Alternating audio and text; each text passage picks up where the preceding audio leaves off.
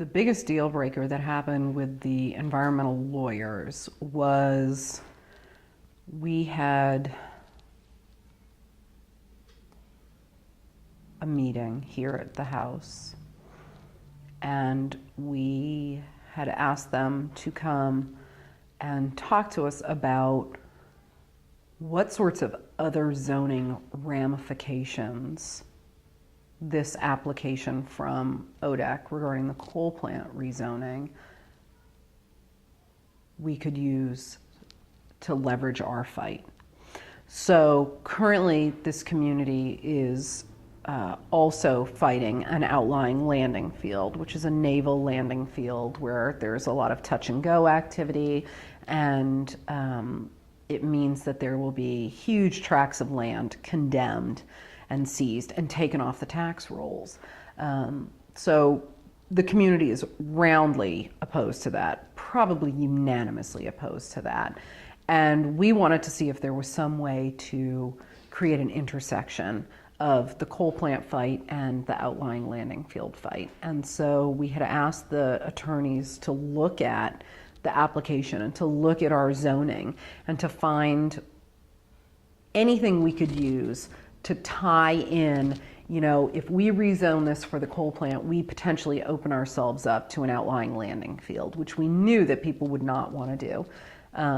So we had a meeting here at the house, and after the meeting, we were going over to a county, either planning and zoning or board of supervisors meeting.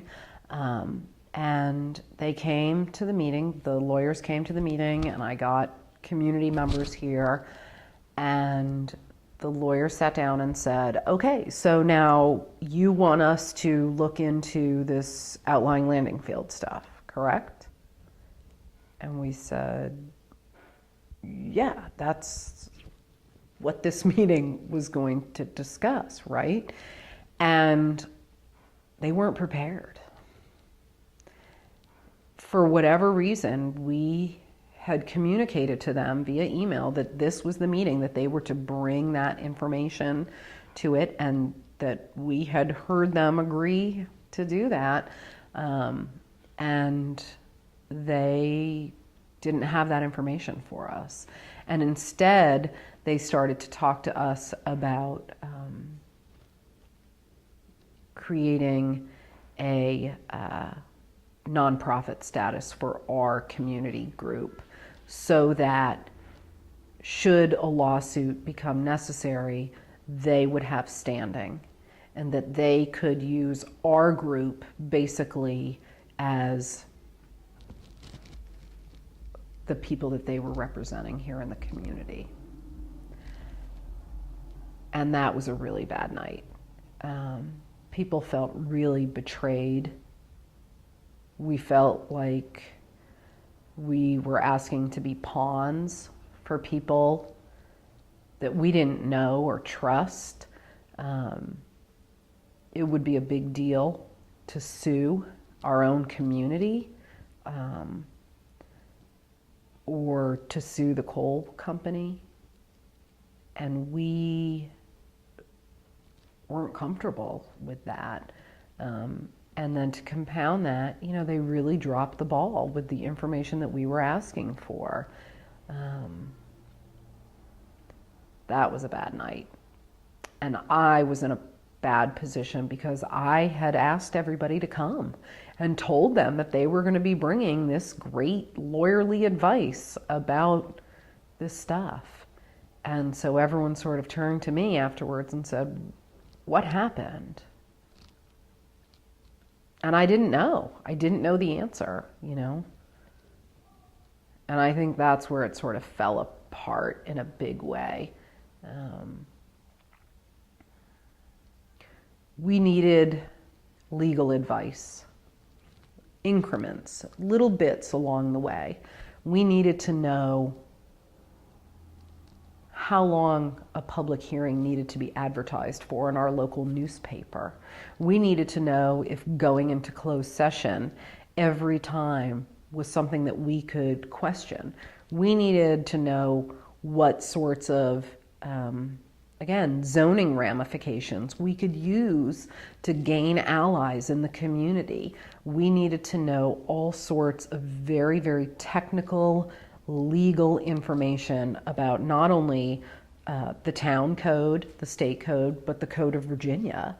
And we didn't get those answers easily, sometimes ever.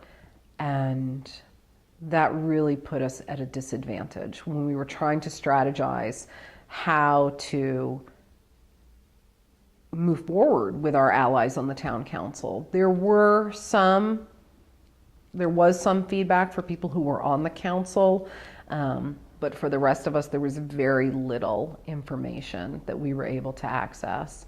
And so as a result, we ended up having to study Virginia code. I remember on Halloween night reading Virginia law while my husband took the kids out trick-or-treating. I mean, what a colossal waste of my time as a community organizer. I could have been out not only spending time with my family, but going door to door in my community under the pretext of Happy Halloween and touching base with people and gathering more allies. It really, there needs to be some way to get that very technical, legal information to people in frontline communities. They can use that information. We can use that information, but it's not easy to get. It's not easy to understand. And it would save a whole lot of time and energy, if the people who, those lawyers couldn't come in here and go door to door effectively. I could. My neighbors could. I need to be able to do my part, and they need to be able to fulfill their part. And from where we stood, that was to pass along legal, technical information, to come to the meetings and to make sure that they were being held above board. And as it turned out, they weren't. And who ended up suing was not an environmental lawyer. It was a local guy, a farmer who was also an attorney.